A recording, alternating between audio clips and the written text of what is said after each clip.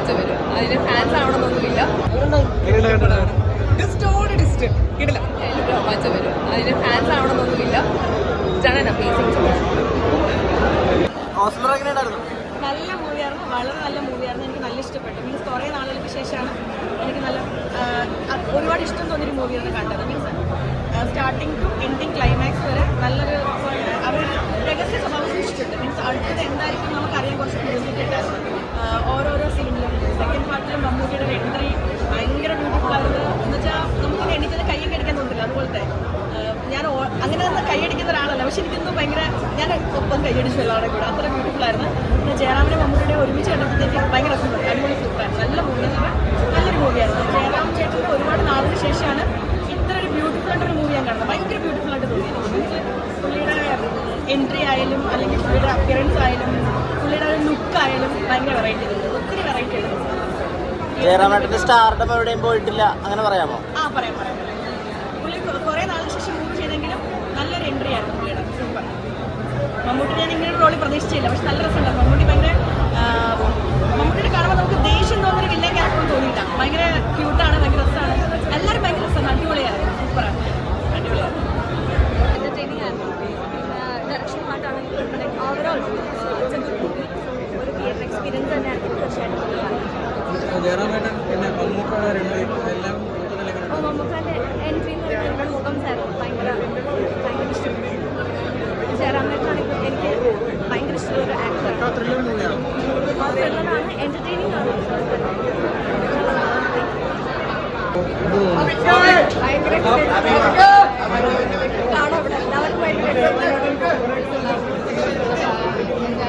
എന്നെ സംബന്ധിച്ചാണെങ്കിൽ പിന്നെ അതിൻ്റെ ശേഷം എനിക്ക് സ്പേസ് കിട്ടിയ അതിന് ഫസ്റ്റ് വാങ്ങിച്ചു കിട്ടിയിട്ടുണ്ടാവും. അതുകൊണ്ടാണ്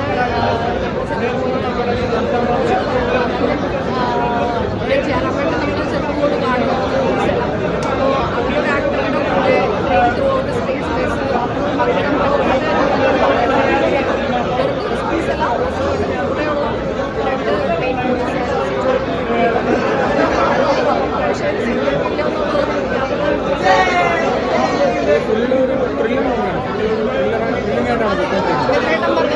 ഇമോഷണൽ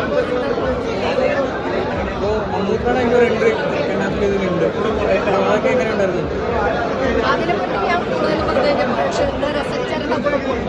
അത് വേണ്ട, പ്രേക്ഷകർ തിയേറ്ററിൽ പോയി കാണും. എന്തായാലും നമ്മുടെ ടോട്ടലി എക്സൈറ്റഡാണ്.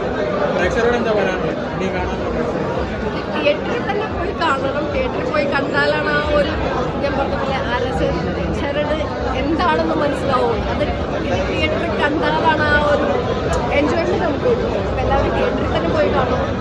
നേരിന് ശേഷം അനശ്വരയുടെ ഒരു പെർഫോമൻസ് ഇതിലുണ്ട്. അപ്പോൾ അത് എങ്ങനെയാണ് നേരും അത് രണ്ട് ക്യാരക്ടറും രണ്ടായിട്ട് തന്നെയാണ്. ആ അനശ്വരയുടെ മാത്രം ആസ് ആൻ ആക്ട്രസ് ചെയ്തിട്ടുണ്ട്.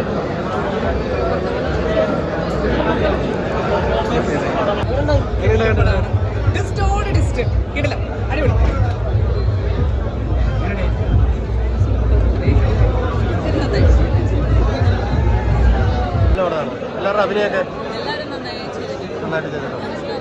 റേറ്റിംഗ് ഒക്കെ എത്ര കൊടുക്കും? റേറ്റിംഗ് എത്ര കൊടുക്കും?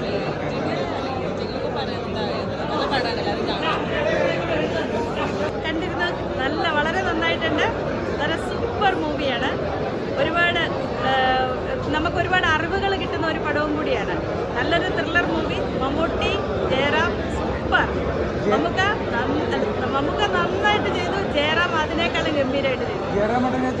പിന്നെ ജയറാമേട്ടൻ്റെ തിരിച്ചറിവ് തന്നെ, അതൊന്നും ഇനി പറയാനൊന്നുമില്ല. എല്ലാം വളരെ ഗംഭീരമായിട്ടാണ് ചെയ്തിരിക്കുന്നത്. നല്ല മൂവിയാണ്. ഒരുപാട് അറിവുകൾ കിട്ടുന്ന ഒരു മൂവിയും കൂടിയാണ്.